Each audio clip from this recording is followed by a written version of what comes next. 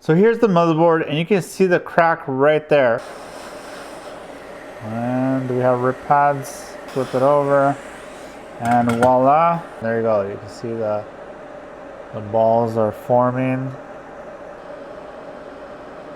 There we go. No short before prompted boots. Here we go. Short the power button pin to ground. Hold it. Hold. Once it jumps up from this kind of point where it hangs, you let go. This iPhone 12 was smashed so bad that it cracked the customer's motherboard. So this motherboard has the customer's data, and we need to get this to turn on to recover all their pictures and videos and contacts, texts, all that good stuff. And the only way to do that is to transplant the chips, CPU, EEPROM, and NAND to a working motherboard. This is a motherboard they've already prepared for the transplant, and this is something only for professionals. So don't try this at home. I just want to show you guys the full process of what this is like. It takes years of practice to master, and if we're lucky, none of the chips that we need for data are bad. So hopefully they're all in working condition so we can recover the customer's data. And if you need your data recovered, reach out to me through my website. You can see it right here at the bottom of the screen or in the link down below. And if you like what we do here on this channel, show you guys how to do all these type of motherboard repairs, one way to support us is to check out the links in the video description so you can get yourself a t-shirt like this one and some other cool, useful stuff down below. So let's go ahead and get started. So here's the motherboard, and you can see the crack right there. So basically there's a short within these layers, and there's really nothing we can do to fix that. You can kind of see it there as well. Because that is damaged, we're probably gonna have to just do a swap. This is where we transplant this CPU, this EEPROM here, and the NAND. This is the storage chip, and this is paired with the CPU and EEPROM. So these three chips, if we don't get these three working, then there's no way to get data. Plus this thing had some pretty traumatic hit. Like you can see this shield right here is in bad shape. So there's a chance the PMIC is cracked. Let's see what else could be wrong here. There could be some other issues here. So take a look at the thermal camera. You can see that there's heats right there at the L part of the board. You can see my DC power supply here is a full short because there's nothing. It blacks out the screen, and who knows what other shorts are on the board. With this type of damage, it just there's a lot of risk to trying to repair it. You can see there. So this is the little L, the little arm. You can see right there. So technically we can try grinding it out, although I'm not sure if that'll work. I don't know if there's other parts of the circuit there, but you know what, let's try it really quick. So let's pull up the iPhone 12 core, which is basically the top board, and then I'm gonna turn on all the layers so we can see what runs through there. So this is the area where it's cracked. There's a line here, I don't know what that is. Ground, GPIO, AP, canaries, I don't know what that is. What about the other side? Yeah, so these are all the traces that are running through this area. So, I wonder, it's ground. There's no main, although it is shorted. So VDD main, all right. So I have VDD main highlighted, although I don't see it here on this part of the board, but it is lighting up. So I wonder either ZXW is inaccurate or something else. So I have a little grinding pen. I wonder if it's gonna... Luckily, there's the chips we need are nowhere near this part.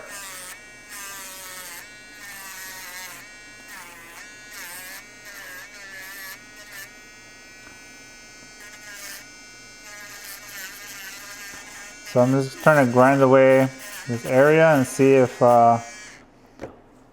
anything happens. Oh, look at that, I grinded my mat.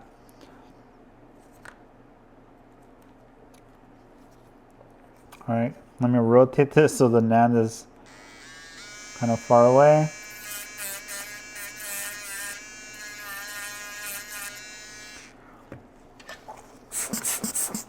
That'd be funny if this works. And then we'll just end the video and we're done. All right, let's plug this in. DC power supply, still shorted. Thermal camera says, oh, you look at that. The short cleared. Does it boot?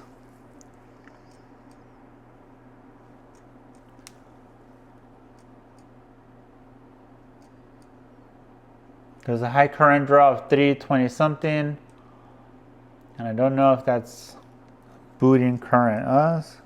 Kind of current looping. Let's flip this over. Hope the RAM is not shorted. That will suck. Okay, let's browse the phone.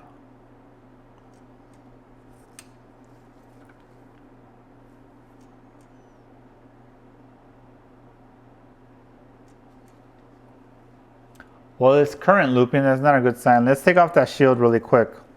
Basically, if I can avoid the CPU swap by repairing this, that's a better option, to be honest. I always like to save CPU swap for absolutely last resort. Like if there's no other option, then CPU swap. So what I'm gonna do here is heat up the shield a little bit so I could easily apply flux. Oh, you know what? I forgot. There's a underfill here. Let's clear this out. I gotta do it anyway for the swap, so might as well. I'm also currently using a bigger nozzle than usual. I don't know the size, but if you have the add-in bent nozzles, I think it's the next biggest. So if you find, you know what, I don't know. I don't want to say that I'm wrong.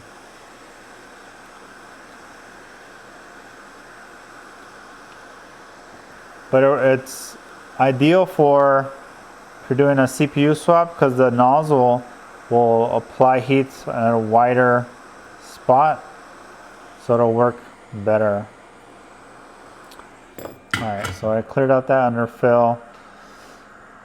I'm also using the new Woozy Flux from Edgar Yoreparo. So far, I've been using it for maybe a little over a week, and I like it. It works.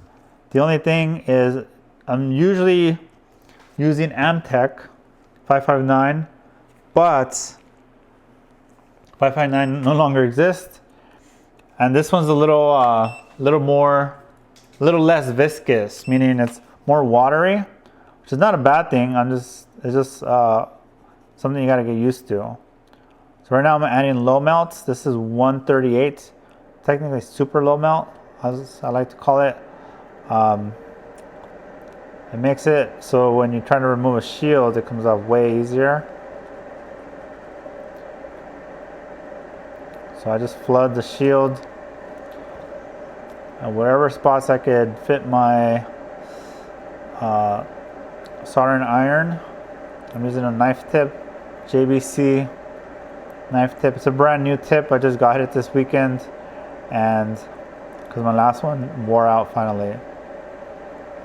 All right, there we go.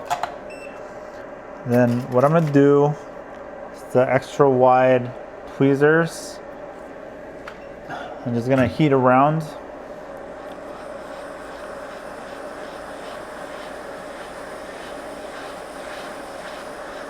And essentially, I like to treat it as a giant chip. So when you add the low melt, it makes removing the shield really easy, and you can just lift it straight up. If you don't do low melt, that's fine too, but it is harder to lift the shield. You typically have to pry it up. When I do it this way, I can just grab the shield and lift it up and lower the risk of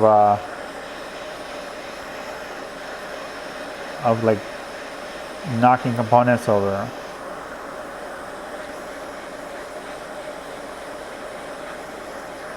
Just be careful, the PMIC is in there too. You don't want to float that.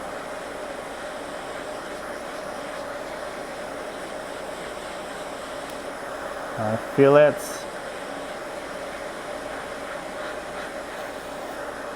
One of those.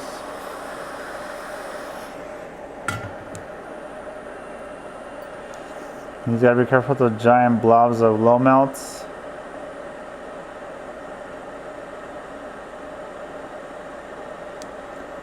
Got that one there. So what I'm gonna do Let's wick this.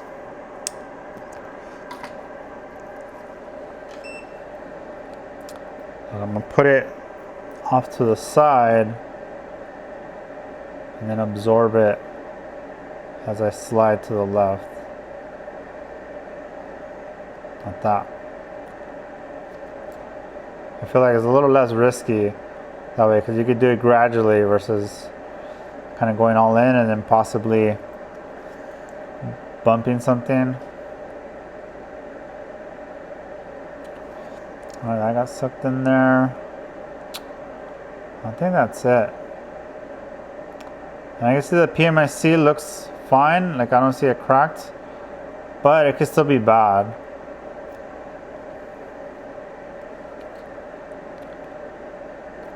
Let me see if I get this shield solder up.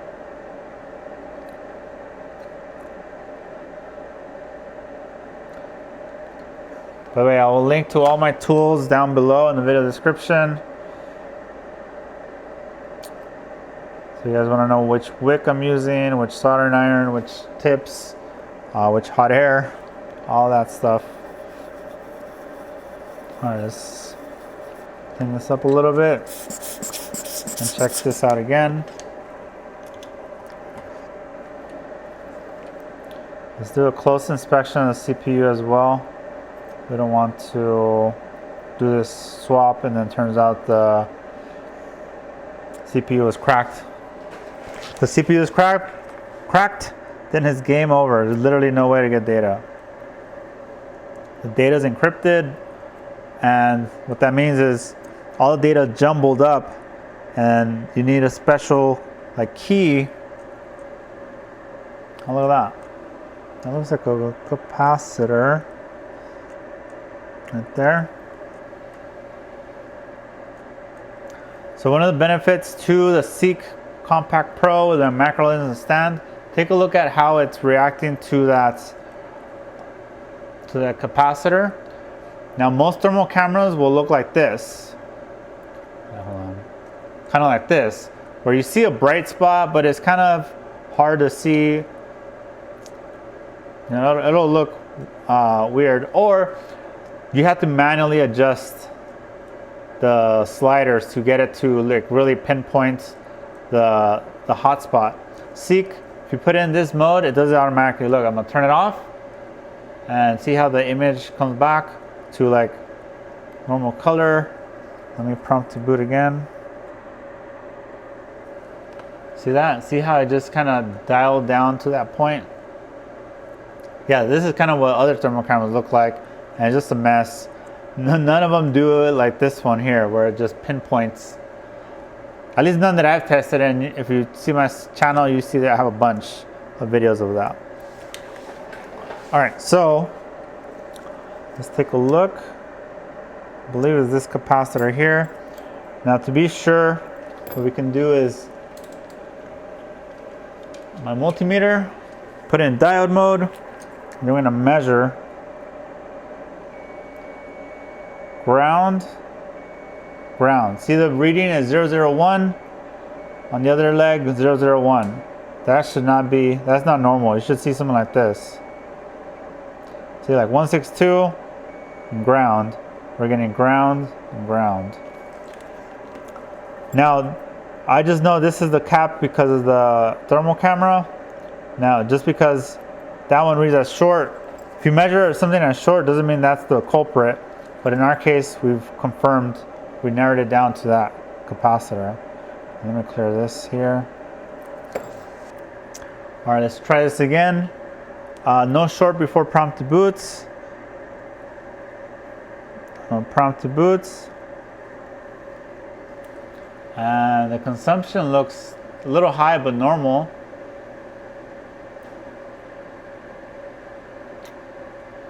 All right, let's try one more time. Prompt to boot. So typically when you prompt to boot an iPhone 12, you gotta time it right. If you don't hold this the right amount of time, I think I let go too soon. Or is it looping?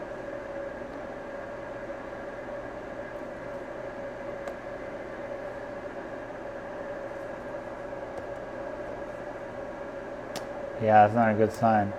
It's current looping. That's what I call it, at least. Let me see. All right, so I'm plugging in a screen temporarily just to see if we get any image. This will help us determine how serious the issue is. So I prompt boot, I have the screen plugged in. Do we get an Apple logo?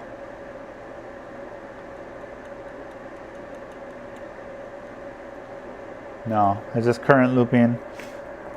Usually it's not a good sign. Could be a CPU disconnection issue, especially with the smash that bad that it cracked the board.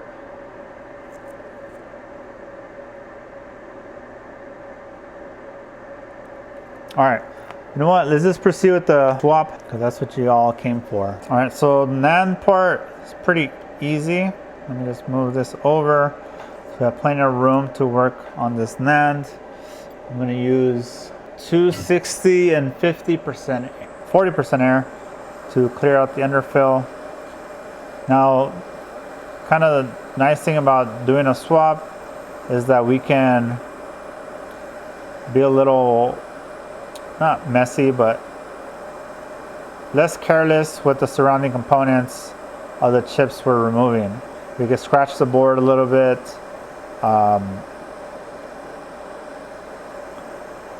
Knock a resistor off by accident. I mean, if you could avoid it, it's fine. I mean, that's ideal, but if it happens, it's kind of like, well, it doesn't matter. We're moving away from this board anyway.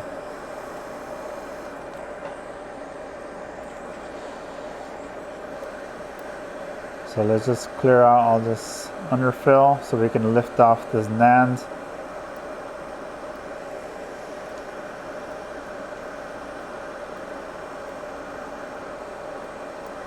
The donor board, which I already prepped. If you want to know how I prepped the donors, I do have a few videos of that. You can watch my iPad 7 CPU reball video. I basically, it's the same techniques, just on an iPhone board. Also have the grinding method. Like if we have a board, this model is not, this one's easy because the CPU is exposed on two sides. But a lot of iPhone boards, like iPhone 11, they're surrounded by components on every side. So it's real hard to get underneath the CPU to lift it up without knocking off all those surrounding components. So I came up with a method, basically a manual CNC method with those new grinding pens that are on the market. Well, like the grinding pen I showed you guys. So I show kind of the whole process of prepping the donor. And by the way, if you need to watch a video on how to prep a donor, you're probably not ready for a CPU swap. It's a very delicate process, very tedious. You should have really good hand skills. If you can't figure out how to prep a board, then maybe you need a little more practice. So you shouldn't, like, this is something you shouldn't have to like ask or watch a tutorial on how to do it, because it's like, it's kind of like a basic skill that should already be mastered. All right, so we're gonna remove this using 380. I'm just trying to find a spot to enter.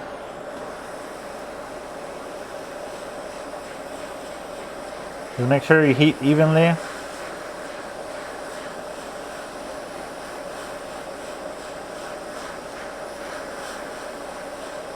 And essentially what I'm doing is the hot air is going all around the chip. So just keep that in mind while I'm trying to slide my tool underneath like that. See how it's going? And let me zoom out so you guys can see. And do we have rip pads? We don't. Alright, so this is the NAND. We could also check it with the programmer, which I am definitely going to do. And I'm sure it can detect. We can't read the data, but we can at least check that it detects it. This is the NAND. Let me put this off in a very designated spot, because you don't want to mix it up. You see my tool kind of scratched there, but that's fine. Now let's go to flip this over. And let's do the EEPROM. This chip, if you lose this chip, it's game over. You cannot get data without this chip. Now, is it cracked? Can't tell. There's like a little line or something on there, but let's see.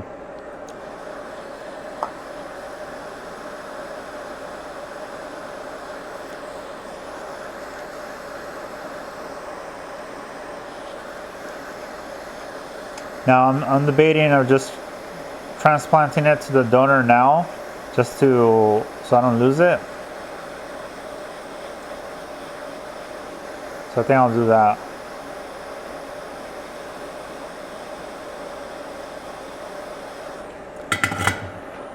Okay, so all of that even looking solder balls. So what I'm gonna do is hold on to it.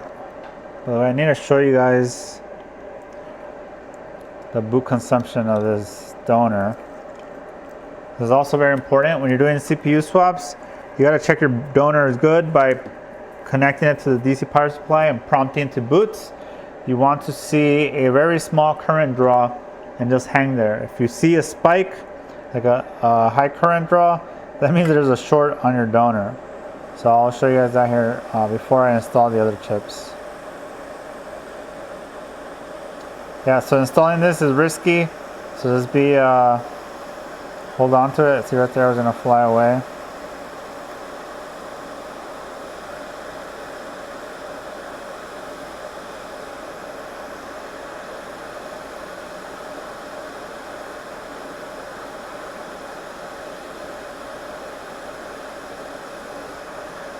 All right, so let's see. Did I get it on there? I think so. I think it's there. Just to be sure, I didn't get a really nice snap when I bumped it, so I added more flux. And then we're gonna try again.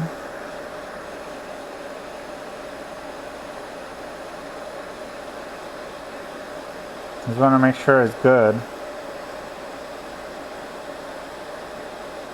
There it goes. There it goes. That's much better. All right, cool. So I'm gonna put this off to the side. Now, the scary one. We're gonna clean the underfill. The same thing, 260 now, just because I passed it. But you know, doesn't really matter the temperature. You could be off by a little bit. The idea is you want to heat up the board to soften the underfill. The exact temperature is going to vary. You know, the temperatures I'm using in my station is not going to be exactly the same as yours.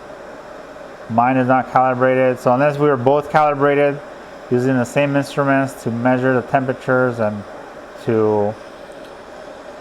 so we can have the exact same temperatures, then it's pointless, you know. So make sure you learn your temperatures for your station, for your tools, because not everything's the same. I don't calibrate, I just use them as is and kind of just adjust the temperatures as I need them. Like if I'm noticing something's taking too long, then I'll just increase the temps. If I notice something like came off way too fast, then I'll decrease my temps. You know, use your brain. This job does require lots of brain usage, so don't be shy to think things through. You know, I do a lot of out loud thinking, like maybe not loud, but kind of just speaking to myself, like, wait, does this make sense? Like, I try to run through the different scenarios in my head of different stuff just to make sure I'm clear on what I'm doing and why and everything. You know, have that inner dialogue with yourself to make sure, you know, whatever you're doing, it makes sense. All right, so like right now I knocked off the components, but this is the original board. We're gonna like leave this board basically. So do I need those components? No. You know, if you just think things through, you can solve a lot of things. All right, so I got all the underfill out. Now I am going to enter from this side, so I do like to flatten out this solder right here, just to allow my blade to enter better. And then I do like to add flux as well. So I'm going to flood the whole CPU area. All right, so for CPU, I do 460 air. So my iPad 7 is 420/69. This one's a little less because we have a smaller thermal mass. And then we got to be real careful. We got to make sure the whole CPU is heated evenly. What I like to do is kind of gently enter my tool and see if I could clear the underfill. Well, I could actually feel it already kind of melting. All right, so I'm gonna enter here at the bottom and just kind of gently try to see if my tool can slide through the molten solder balls. Yep, I feel that.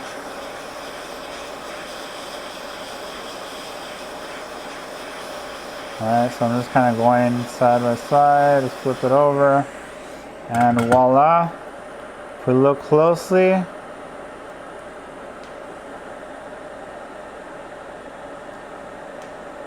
we're looking for ripped solder pads. I do see some, although I think those are on the board, which is great. So we don't need the ones on the board. Let's check. The ripped pads on the CPU is just a nightmare to deal with, but I think we're good. Also, I'm not touching the CPU right away. I'm letting it cool down a little bit before I kind of mess with it. Alright, so I think it's been enough. Alright, let's get another closer look.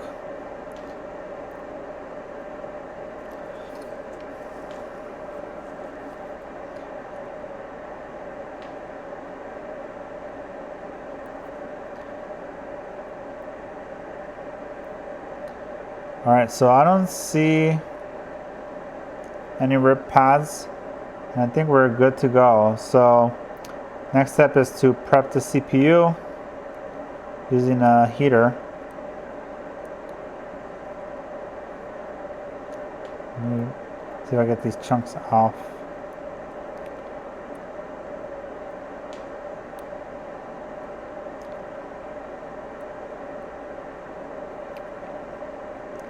All right, let's just put this on the heater. I don't want to mess it up. All right, so I'm gonna set this to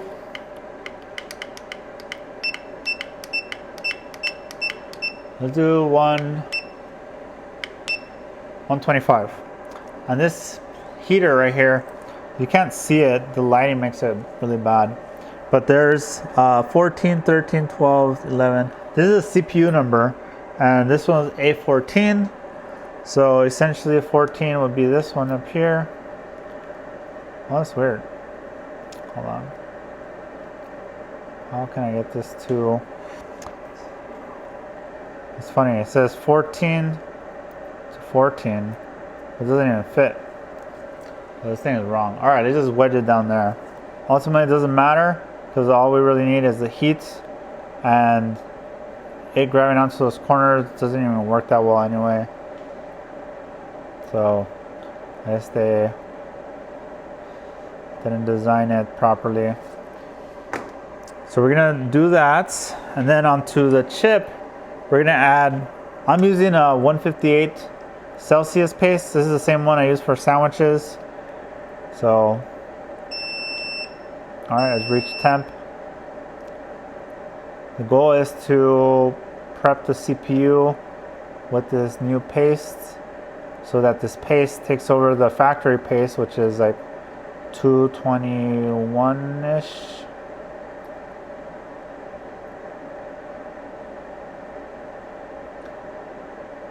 Okay. All right, It's filled with paste. I'm gonna heat it with a little bit of hot air. So I'm gonna do lower temp. And the goal is to melt this solder with the pads. I see a line over here. I hope it's a hair. Yeah, so I'm just gonna heat it. I'm doing 330 and 25% air.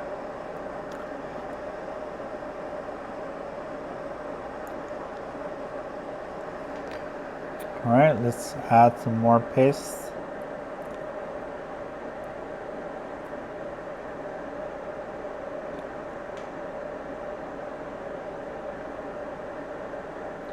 So the goal is to replace the factory paste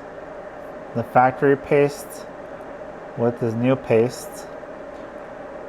So the 221 mixed with 158 will create a new alloy or whatever, and it'll basically make it easier to solder with.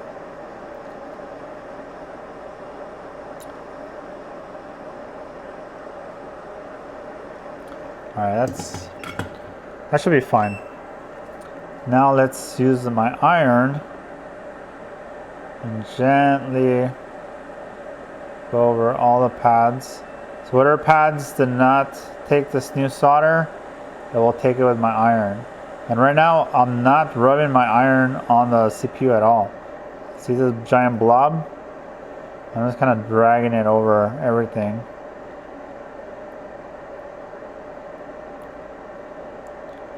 Essentially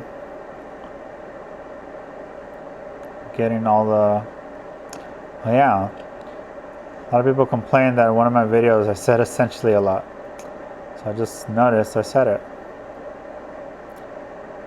All right, so I think I got everything. I essentially got everything. All right, next is clean out some of this underfill. I'm just gonna use my tweezers to pick it up. I got lucky, like I would say 95% of the underfill stayed on the board, so there's minimal cleanup on the CPU itself. It's so minimal I can just pick it up with my tweezers.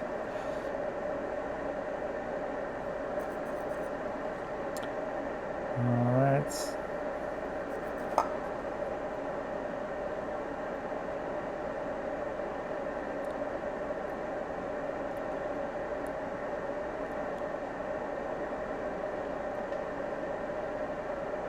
Now these chips here, I don't know the names of it. Some people call it capacitors. I guess it depends on the CPU. Some have different sizes and stuff. So those you can remove, you know, because we're doing this for data, and them not being on the CPU is fine. The phone will boot and everything. You can get data. I don't know how reliable it is long term, but I've never had issues getting data from a phone because it didn't have those. So in other words, if you need to remove them because they're cracked, or you damage them, or they're creating a short. I actually had one. I remember I had a case where I had a short after doing the swap in the CPU, and I was freaking out because I was like, I spent so much time on it, and I was like so close, but it was short. So I pulled off the CPU, and I noticed, like looking closely, I noticed some of these chips had like the corner chipped off, like really tiny chip. So I just like, you know what? Let me just chuck all these off. They're a pain to remove on these, on this style, but I was able to remove them all, reinstall the CPU, and I got the data. So this anecdote that might be helpful, something you can try if you ever run into something like this. All right, and then next, now this step is technically optional. I've had no issues, just not wicking, but just for your entertainment purposes, I'm gonna gently with the board. And then since we have the heater on the bottom, it'll make it really easy. And just like the solder blob, you want to be real gentle, just barely going over, barely pressing down. Let the heat from your iron kind of suck up, like transfer.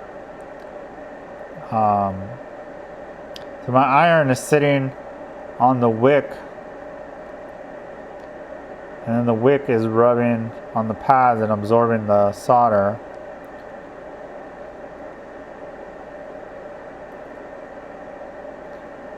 And I'm just like gently brushing.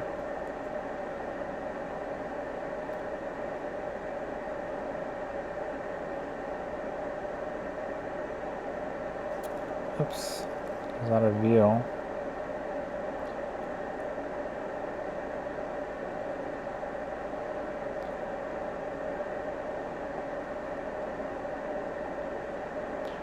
We're almost done.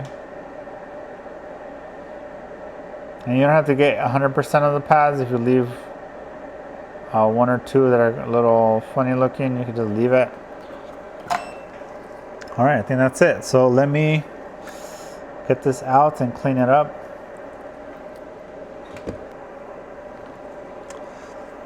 Now one tip is while it's hot. Oh man, I didn't do it fast enough. Rub the flux away while it's hot, because it'll just swipe away like nothing. I took too long from taking it off the heater that it didn't work. So now I gotta soak it with ISO.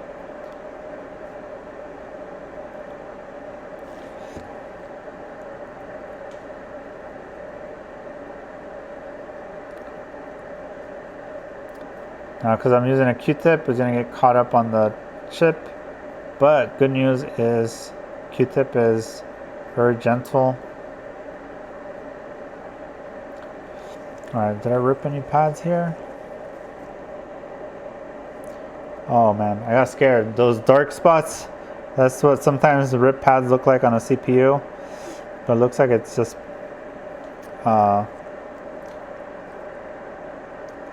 some stuff stuck on top of the pad.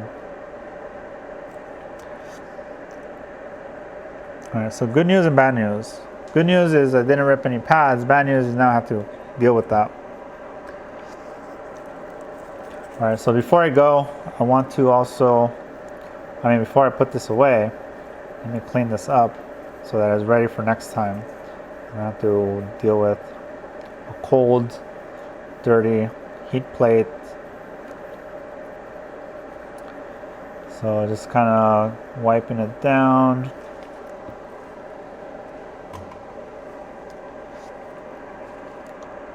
One trick is soak the surface and then soak a towel and then scrub it.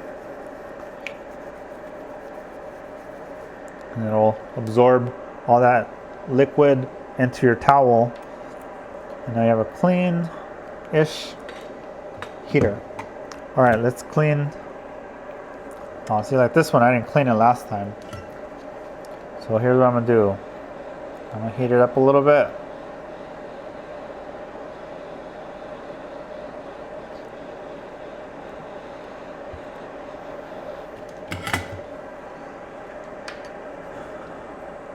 And then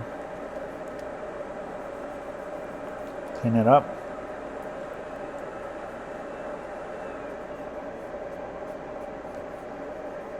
All right, then we can do the same trick. Drop the towel on top, kind of brush it so all that liquid in the nooks and crannies can get sucked into your towel. And now we have a much cleaner tool. All right, so let's get rid of those two things there.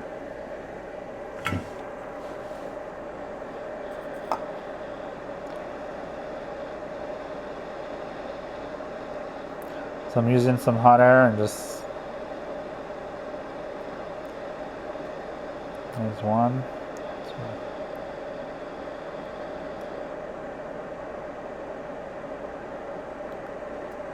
That was weird. There's that one. I think there's... No, I think that was it. So while it's here, let me clean it up a little more. You know what? Let's use my little... oh man. That's what I don't like about it. It's kind of way rougher than my toothbrush. I wish there was a chip holder that was a little better than this. I guess I gotta be more gentle.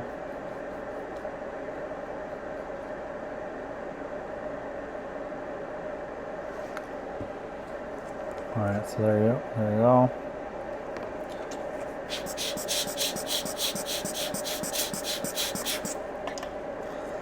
It's like one hair.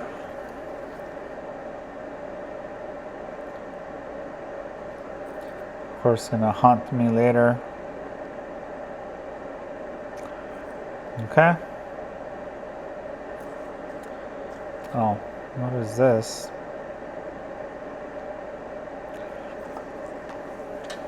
Some more burnt up flux, I guess.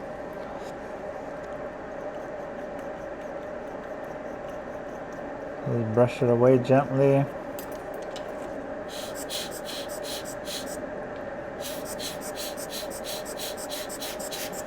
Look at that, beautiful. Look at that reflection.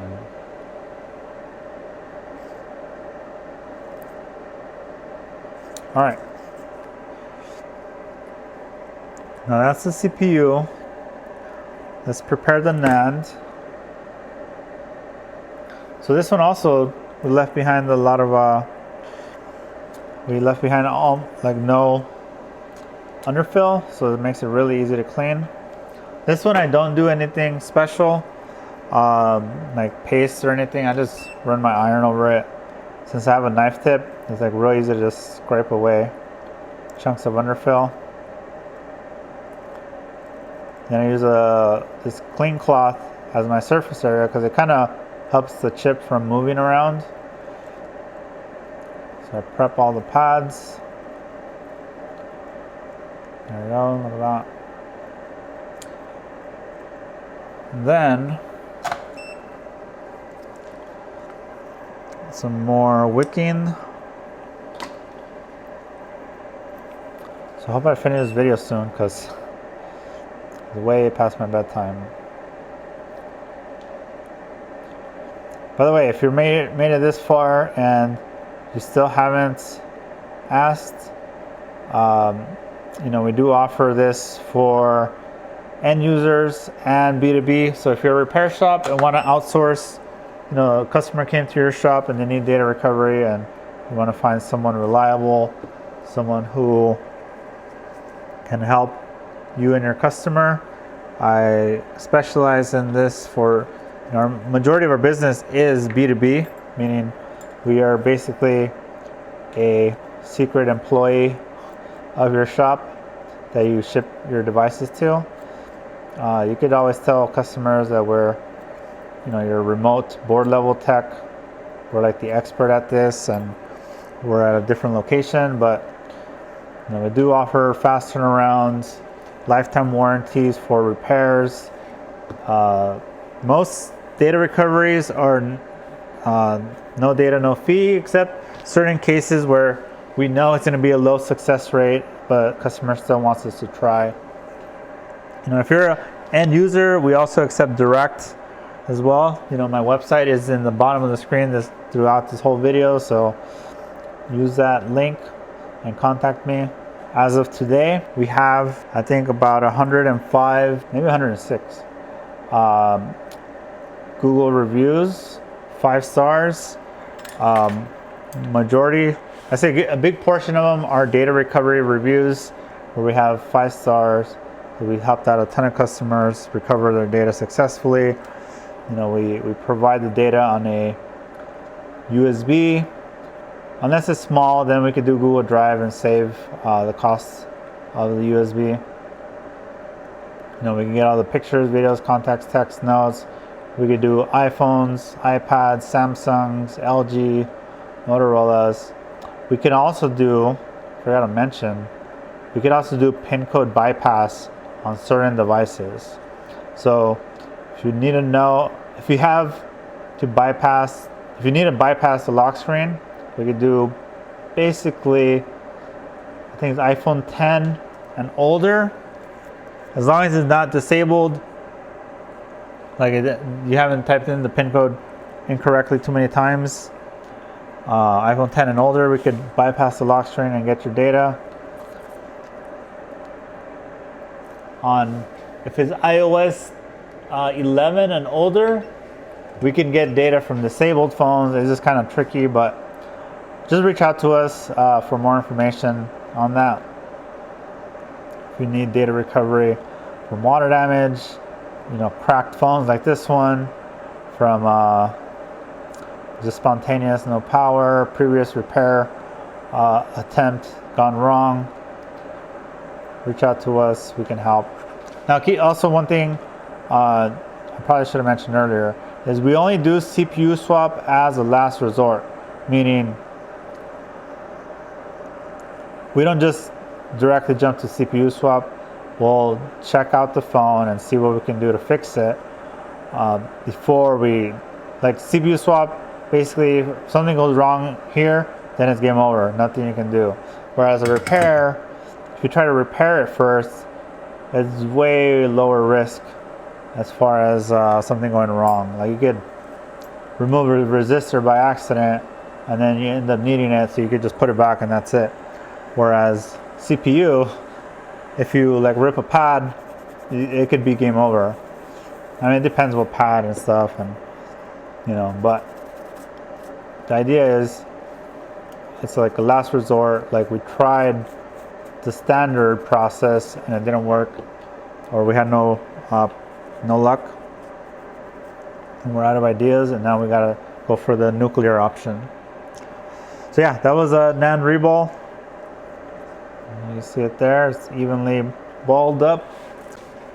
All right, so now that we've reballed the NAND, let's do the CPU. So I'm using the Real Life reballing jig. It goes like that. It's magnetic, but one thing to take note is the squares. How are they laid out? So the big square here is at the top, so make sure you lay your CPU like that. See, it's up here, and then push it up and to the left. Oh, this is stuck. All right, so I always advocate to clean your tools before you put them away, but I'm not perfect. I make mistakes myself, and now I gotta clean this up really quick, because then the flux, what happens is it'll harden up and things will get stuck. See, there we go. So let me grip some ISO to loosen up anything there. Let me scrub at different angles to get any grime that's stuck in there. Let's rub this in there too to pick up any nasty stuff. And look at that, we have movements. Now, how does this work? I don't know. I guess magnets, and a slider in there, but pretty clever. I've seen other ones that are exactly the same, so I don't know who came up with the first one, but it works pretty well. All right, so up and to the left. There you have it. I see a dark spot. That means the stencil's dirty.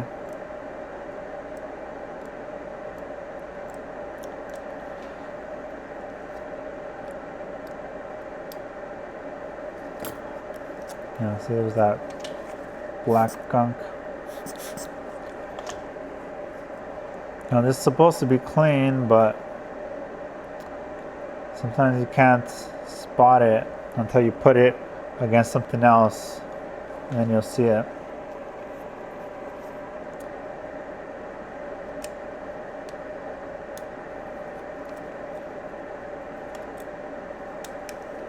There you go. Now you can see every solder pad.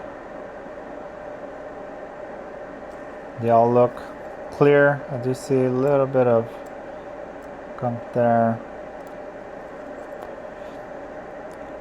but it's pretty much good to go. Let me scratch a little bit of those.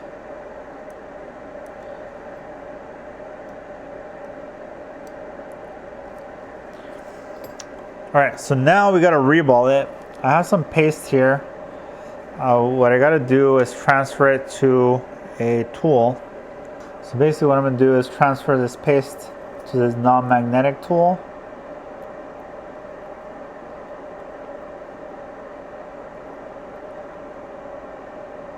I think I'm going to need more solder paste than this to reball all those solder balls. So I use this paste, 183 Celsius. I know a lot of people use low melt, but I find this one is easier to reball with as far as like the texture and consistency. So, you know, not everything is one size fits all. I prefer my method after trying millions of other methods. So let's dry this paste out a little bit. Yeah, there's gonna be lint, but whatever.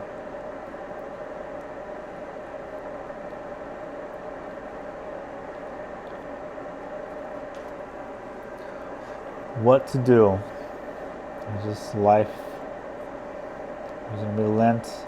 Lint will burn away, and we'll have a reballed CPU. All right, so now apply the paste, and this jig holds everything in place. It makes it real easy to kind of apply it without shifting the chip. I do recommend be extra thorough with your application, and then scrape, and I'm ready to form some shiny solder balls. By the way, as of this recording, I don't have them here, but they're live on the merch store. So if you want to support the channel, get yourself a shiny solder balls t-shirt. I have 2 designs. Let me know which one you guys like better. I have samples on the way so I could wear them for future videos. All right, cool. So basically what I did was wipe down the top layer of this, and basically that also will essentially push the paste into the square so that we have a nice solder ball, I guess a solder cube of paste that will turn into a solder ball that's shiny. So just heat 330, 25 air, and essentially, oh man, I just caught myself. So just heat in circles and take your time. Don't rush. This is a difficult reball, relatively speaking. So I'm just going in circles, and I was waiting for my first shiny solder ball. All right, I see it there in the bottom left, and then just follow, like pay attention to what balls are forming, and kind of and relate that to where your hot air is at, and kind of just slowly form them across. Don't just rush to form it all at once. You know, a lot of those Instagram reels where someone's like reballing a CPU, those are all sped up and stuff. You can't really, it's not well, I don't recommend to just form them really fast in like 5 seconds. Just take your time. You know, filming videos is a little tricky sometimes because you want to get what you're trying to show on camera, but it also kind of gets in the way of your handwork, so to speak. Alright, so we're forming the shiny solder balls. Just take your time. Slow and steady wins the race.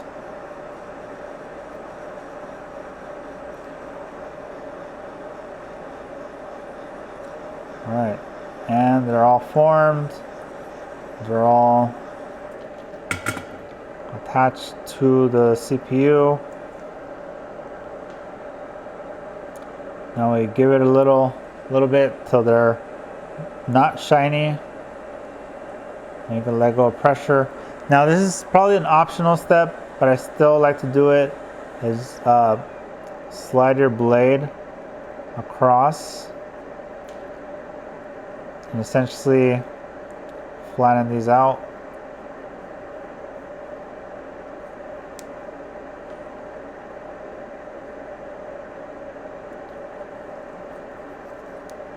Just keep rotating and sliding your blade and essentially kind of giving it a haircut, like chopping off the top of it.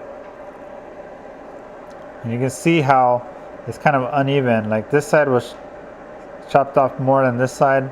So come back, add another layer, and we're just going to reball right on top of that existing solder balls.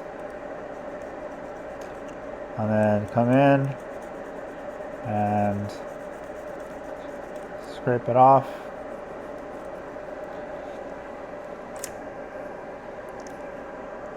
And then we're gonna press down and wipe. And do this all over again.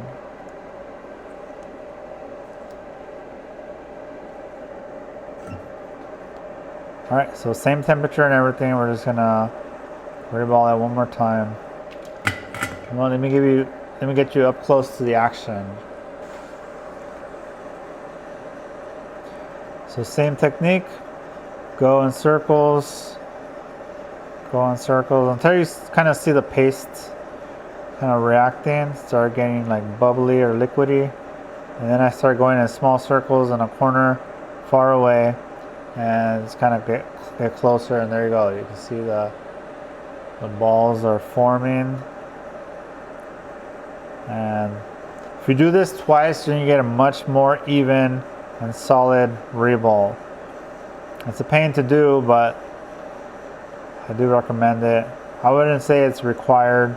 There's been many times where I just did it once and it was fine, but you'll see the final result will look much more even, and the balls will be bigger, and you know, you can't go wrong with bigger balls on here. So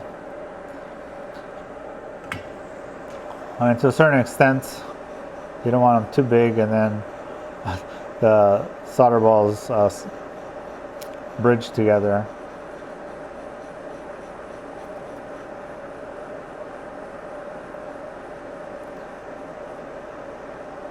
And there we go. We're here at the end, and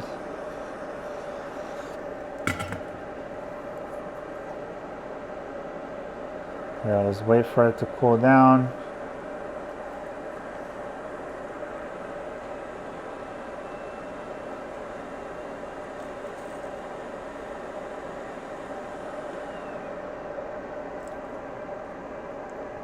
All right, let me peel this up. So to peel it up, I'm just gonna go from one side.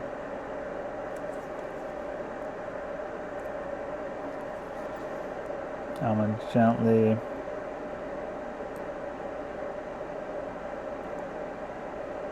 poke, make sure it's not attached. There you go, stencil's out. Let me clean the stencil. And that's a common thread here. Clean your stuff without being gross.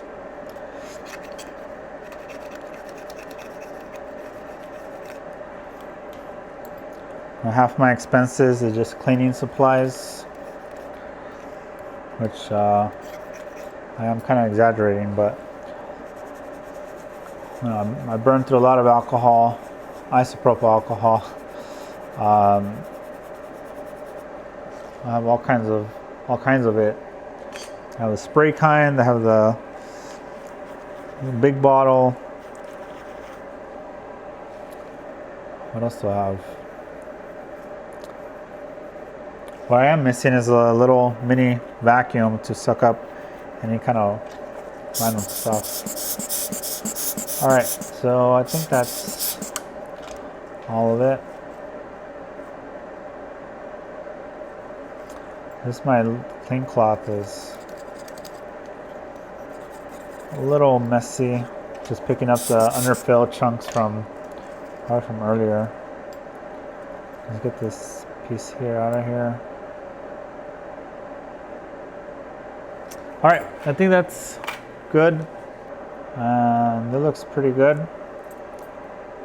Now there's some paste left behind. With paste, you just pick it right up with your iron. So it goes from paste to solder, and that's much easier to clean.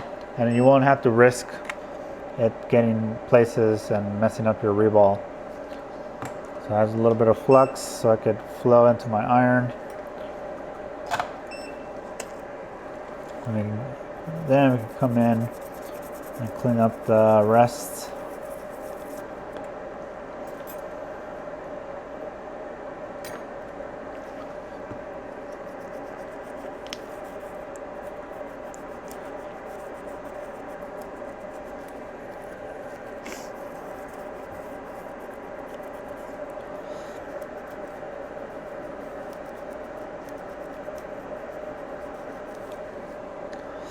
All right, now I'm going to use this to hold the CPU while I clean it a little bit.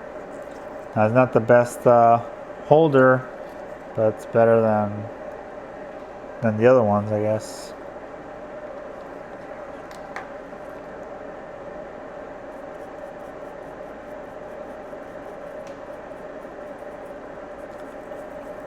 So I'm using a little horsehair brush. I don't know what it's called. I saw someone mention horsehair brush, so I'm going to use that term.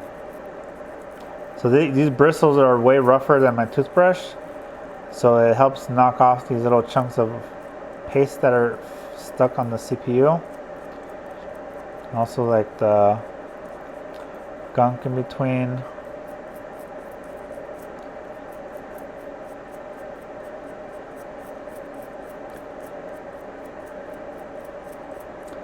Now what you don't want is like this. There's like a tiny little speck of paste there, and you don't want that there when you try to reflow the pads. So using a blade, get it out of there. I was hoping the little brush would scoop it out of the way, but it didn't. These get stuck on there pretty good. And I don't know what this is. Oh. Okay, so I got all the major stuff.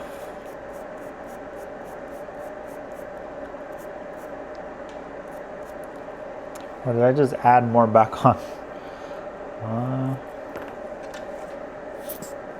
Yeah, see, I don't like this holder because it'll pick up the chip. Even if I try to press up on that thing, it just pops right up. So let me know in the comments if you guys have a better chip holder so far. I haven't found a good one that won't risk breaking the chip.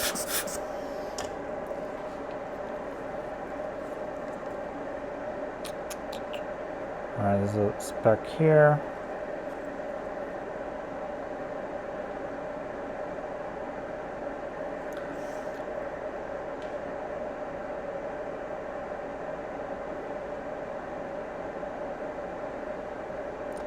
There's a little hair here.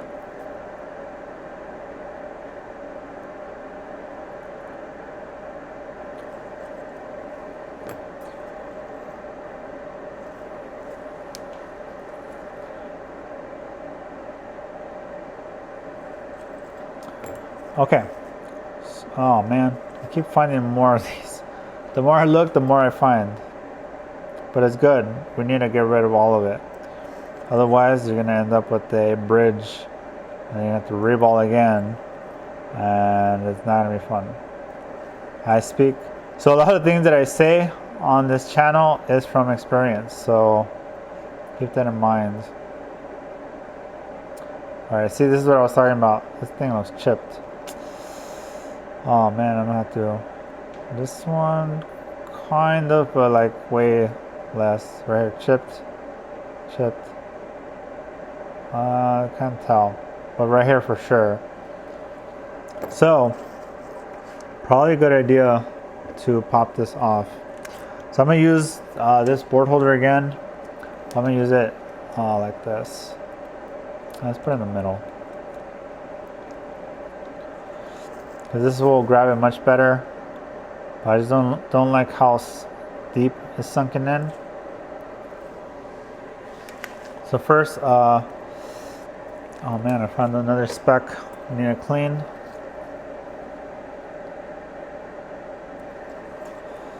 All right, let me warm up the board a little bit. Some hot air. I'm gonna add a thin layer of flux. But yeah, take a look at how liquidy this flux is. So what do you guys think? Is that good or bad? Personally, I do like it a little better, just because it allows me to spread it easier. Antec is way stickier. So what will happen is I would have to heat up stuff just to spread it evenly. This one's way more easier to spread. There you go.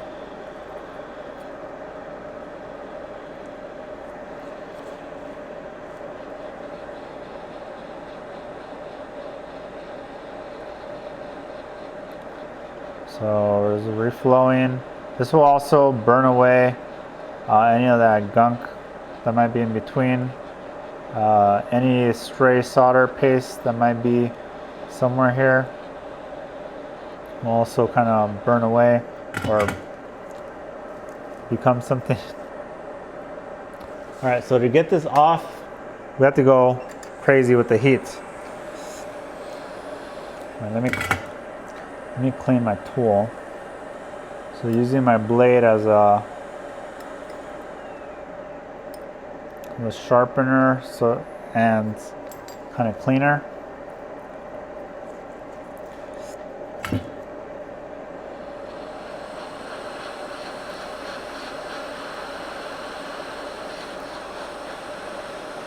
So you know what? I'm probably gonna mess up the ray ball.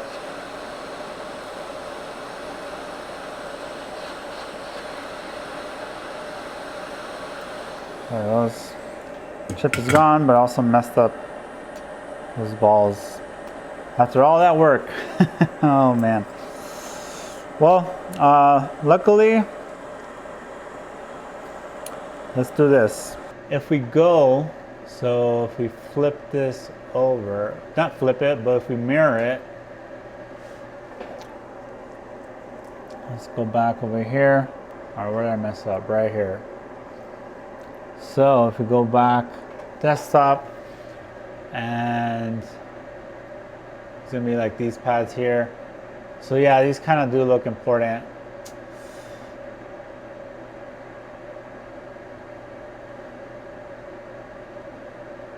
So here on the bottom, all right, so this one's kind of messed up, although it's still there. This one and this one are bridged. This one, we could probably reball it to fix that.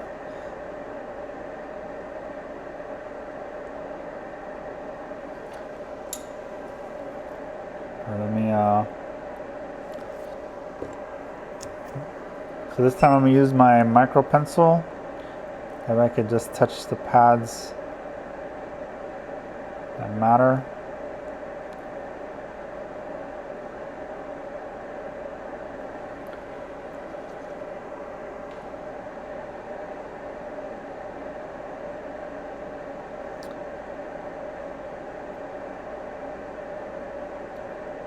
Alright, so it's just these pads here.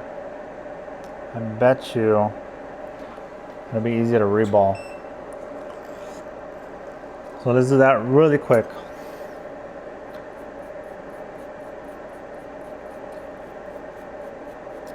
And just clean up.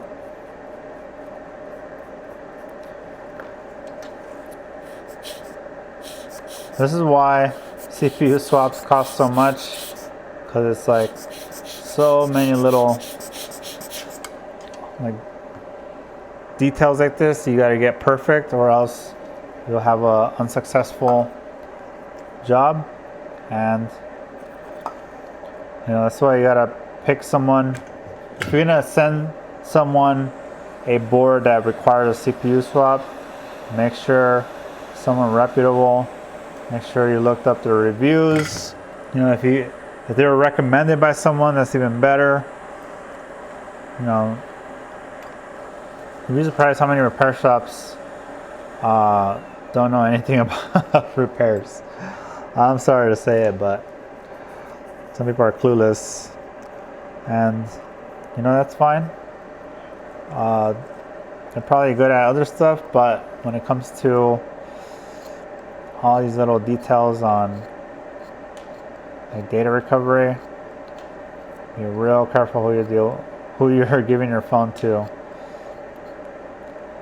You don't know how many phones I've gotten after another shop tried to solder to fix the board and just destroyed it.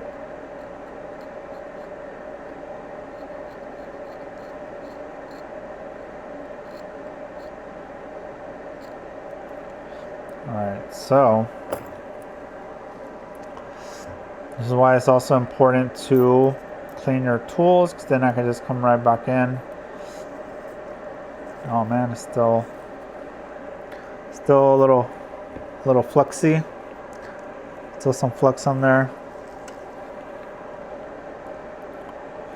Let me soak it.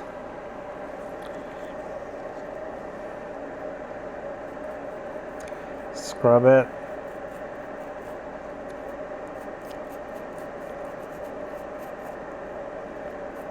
Probably should clean this brush. Looks like it's putting more trash back on there than taking it off. Or maybe my clean cloth. I don't know.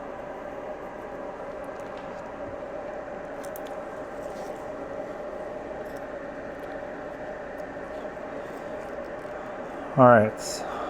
Let's see. There's all this crap here. Like this. This stuff here.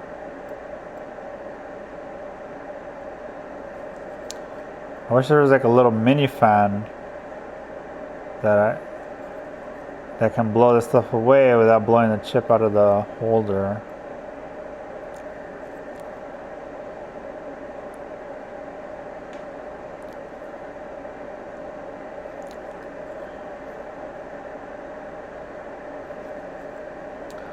Alright, so I think that's everything. Oh man. And you really, ideally you want to have it as clean as possible for the best results. So, alright.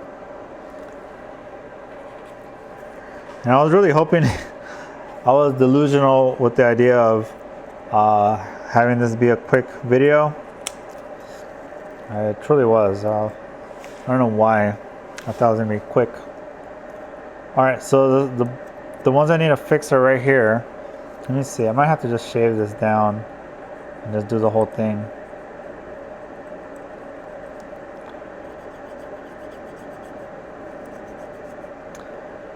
So just like before, just use your blade to shave this.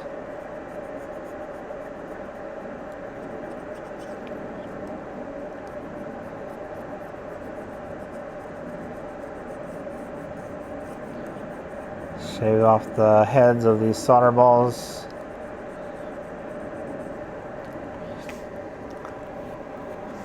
Alright, so you can see those pads. You can also see a few other pads that maybe were uneven. Now this part here in the middle, I think it's just because the stencil. but I guess not much we can do other than just reball it.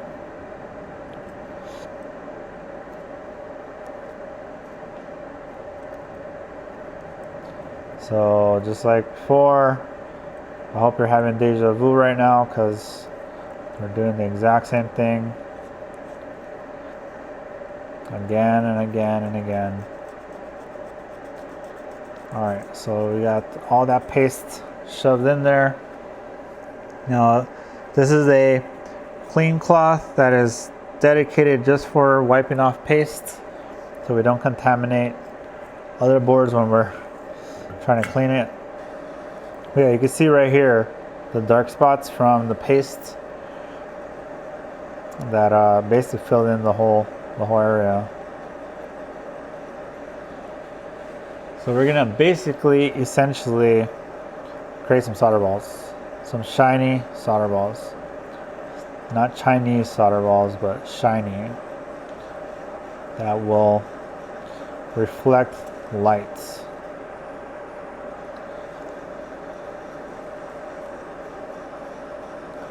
Just going in circles.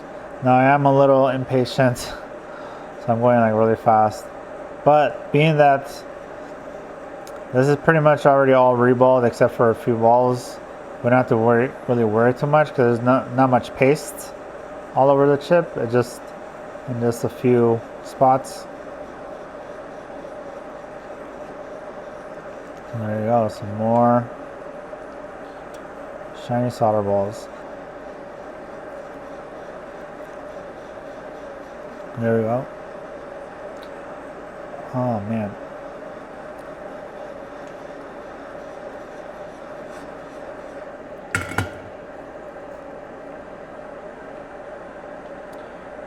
We're back in business. So the main reason you want to go slow when reballing is you don't want the paste to kind of bubble up and bounce to the other solder ball next to it. But in this case, all the solder balls are pretty much formed. There's very little paste. So that's why I'm trying to peel this up. It's sticking. Look at that, stuck on here. But for this case, there's only like 5 pads we had to actually kind of reflow, so those weren't going to go anywhere. So that's why I was kind of a little more aggressive with the heat.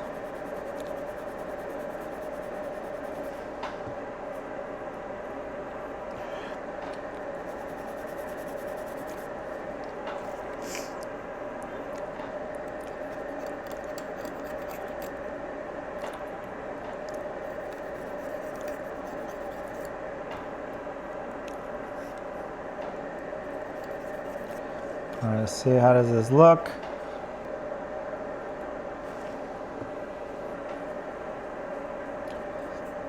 Let's brush away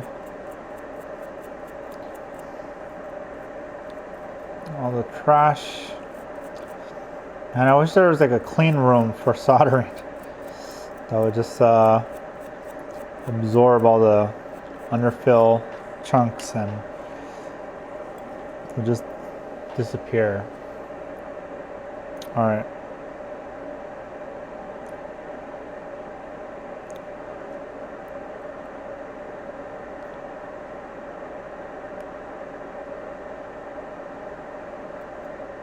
So that I'm just gonna leave it as is. You can UV mask it if you want, but ultimately it doesn't matter because you're not gonna get solder there anyway.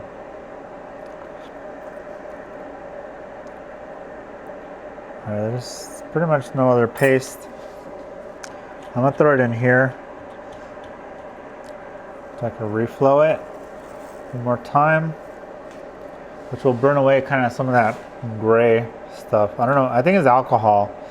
I think basically the alcohol I buy on paper says 99%, but in real life is not. So when you kind of, when it evaporates, it just leaves behind that gunk. But reflowing it with hot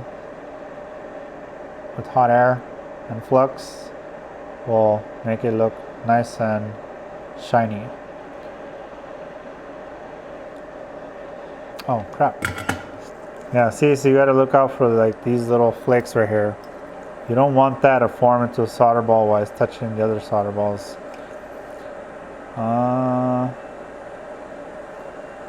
Sometimes they're like, you won't see it because it's standing up. So from your angle, it's not visible. So be careful, like right there, I spotted it right away. I'm like, okay, I gotta fix that.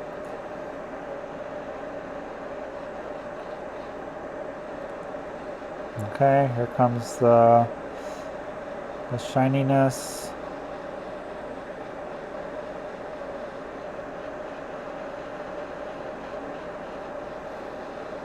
There it goes.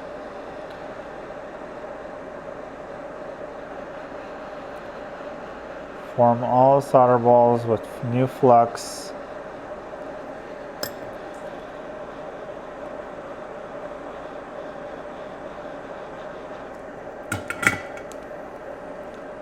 So what do you guys think? Comment below what you rate my reball from. Oh, look at that. That looks ugly. 1 to 10, rate my solder balls. 10 being the best you've ever seen, 5 being good enough, 1 being you suck. So let me know. I hope it's 5 and up because that would be very sad. Alright, so I'm pressing this into the towel to absorb some of the flux in the back. Alright, so one thing I want to show you before we solder any of these chips is the prompt to boot behavior. Very important. If you don't check this before soldering the chips, then you're gonna have a bad time. So we're gonna turn it on. No shorts before prompt to boot. So we're still good. And then we're gonna prompt to boot using the power button pin. We get 31 milliamps. So that's kind of low. That's kind of what we want. We want it to jump up a little bit and then stop. We don't want it to go above like 20 or 30. So hopefully we're good. Let's go ahead and install these chips. First one we're gonna do is NAND. Just so I make sure, let me reset this. Now, pin 1 is this corner, A2 and B1. That's gonna be this corner, which is exactly what I was thinking, but just for my sanity, I wanna make sure we are in the right orientation. You install a chip backwards, you could kill the chip and lose the data. It's another thing why you want to get a reputable shop. You don't want to take it to a shop who's careless and will just not pay attention to like the little details. All right, let's do 360, and let me kind of line it up a little better and just gently go in circles.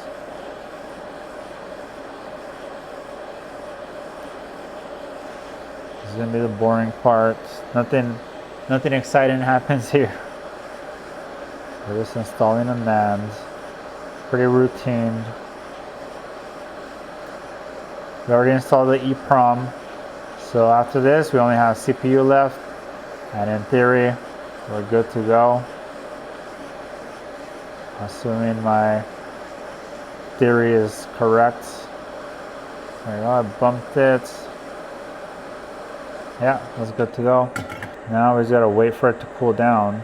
You know, the other day, I accidentally left OBS recording all day long. Luckily, even though I had it on 4K mode, it only created like a, I think it ran for like 8 hours. And I only recorded like 50 gigs or 150 gigs, something not too crazy. I mean, I have like 14 terabytes on this computer, so I was fine. But when I noticed it, I like almost had a panic attack. because I was like, did I risk killing my PC somehow? Alright, so here's the rebuilds. Oh wow, where's all these hairs coming from?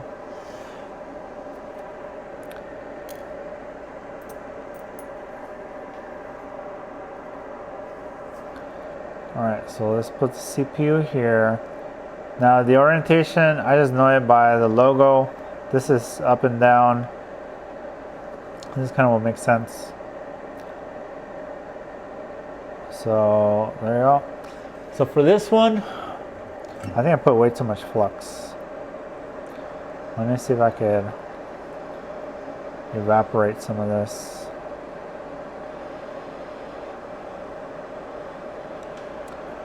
Yeah, I was talking and then I realized my mistake. Also,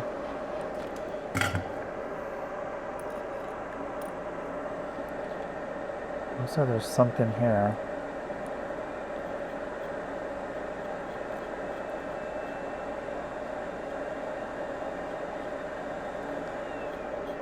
Alright, that's way too much. Let me absorb some of it with my Q-tip. Just by dabbing it gently.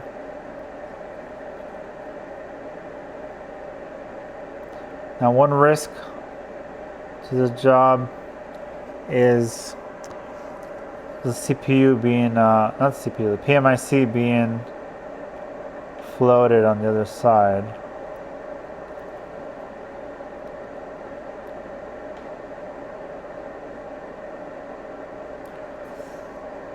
Okay, let's give this a shot. I'm gonna go, let me center it.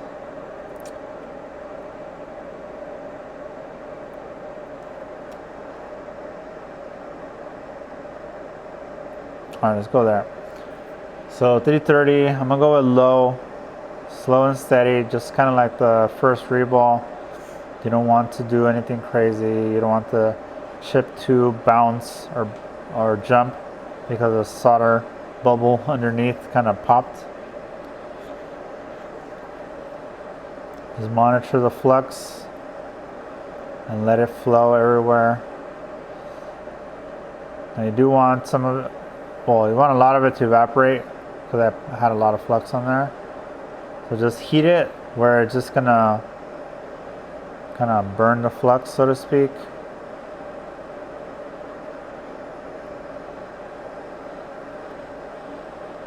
Because right now I think it's kind of just floating on top of the flux. So that means it's gonna slide around if it wants to.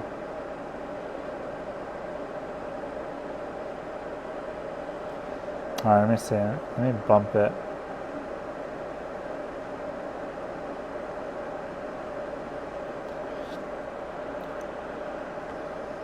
Yeah, I put way too much flux. See, this is what I get for talking. That's the hard part of recording. I gotta have like two things running in my mind in parallel. The repair itself and whatever I'm talking about. Alright, so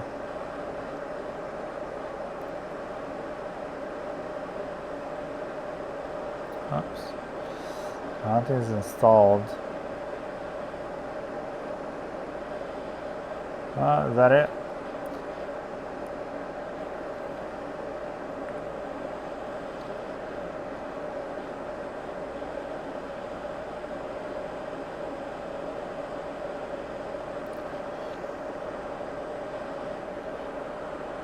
So I'm just going in circles, trying to essentially hot air that flux out of there. And I think it has soldered on, possibly.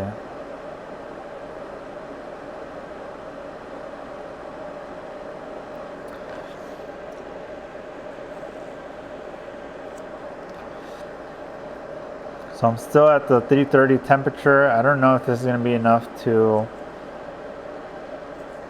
actually solder the CPU.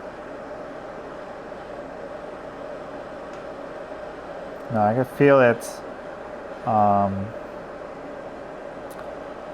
That is grabbing on.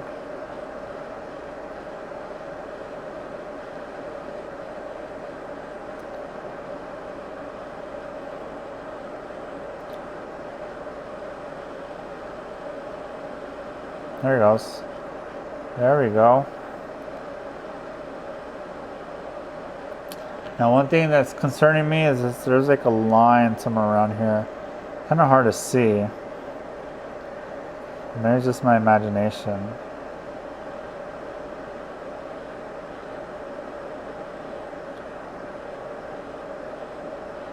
But yeah, look. I think because I stopped moving.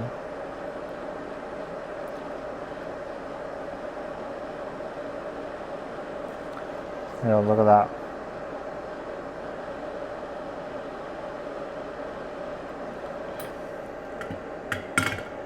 All right, so now we just wait maybe a good 30 seconds.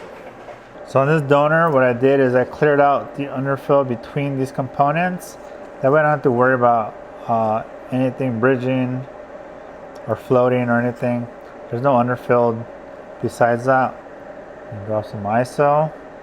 It's not sizzling like crazy, so that means we're definitely cooled down. Alright, so we have customer CPU, customer's NAND, and customer's EEPROM installed on this board. This is a board that I tested before I removed those chips, and it was booting fine. Now the real question is it going to boot fine with what I just did, with transplanting the chips? You know, there's no easy way to know if it's good without just trying to boot it. I mean, I could check some basics like for shorts and stuff, but let's see, let's check it out. I'm just cleaning all the flux. I also want to make sure, you know, if I plug in a battery or plug in anything, I want to make sure it's not full of flux. Right, so this one's not cracked, as you can see there. All right, moment of truth. All right, just making sure I was still recording. All right, plugged in. No short before prompt to boots. Here we go. Prompt to boots. Looks a little high, but normal. Oh, that looks like it's booting. All right, so you can see that pattern looks very promising. That looks like a booting phone. All right, now the real test. Plug in a screen and a prox flex so we get brightness, and let's redo that same test. Short the power button pin to ground, hold it, hold. Once it jumps up from this kind of point where it hangs, you let go. We got Apple logo, and do we get a lock screen? Now let me double check out the pin code. Look at that. And we have touch. And oh man. All right, so we got to do swipe to recover, so we don't have the original pin code. So it's gonna restart because we don't have the charging port flex plugged in, and we don't have a battery. So it's not a problem. That just means I'm gonna get basically no sleep tonight. All right, so this is what I like to do. So iPhone 12 only needs charging ports, flex, and battery data. So we cannot use the DC power supply, we got to use a real battery, and we have to use high quality charging ports. The Proxfex is only for brightness, otherwise the screen goes super dim for no reason. All right, and then I'm going to use, let's plug it into the PC. So the only potential issue now is if it doesn't connect to the PC or it restarts. But based on what I'm seeing, the current draw looks normal. Everything looks within reasonable kind of behavior. So, there it goes. And this is normal. It's just gonna suck because I don't know how long it's gonna take, and I'm recording with you guys. So I guess I'll just be back because I don't want to just sit here and watch paint dry. All right, so this thing is restarting. Unfortunately, I'm gonna have to call it quits for this video.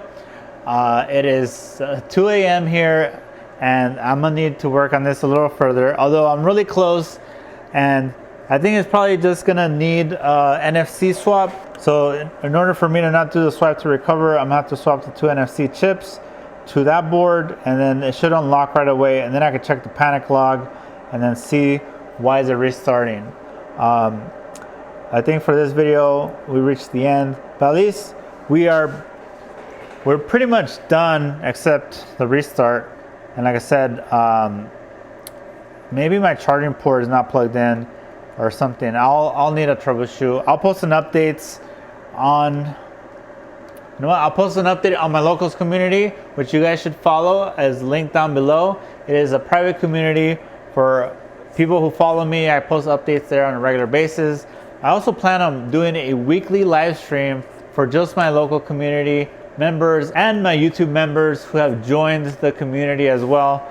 So if you guys want to tune into those, go ahead and check out the links down below. Support the channel. Get yourself a t-shirt like this one. You know, it has some new shiny solder balls t-shirts coming. They're live now. You can buy them now. I will link to all the tools from today's video down below. If you guys need a data recovery job, reach out to me. My link is right there in the middle of the screen at the bottom. I appreciate all you guys who stuck around here to the end. I will post a video of the CPU drilling technique down below me. So thanks everyone for watching. I'll see you guys in the next one.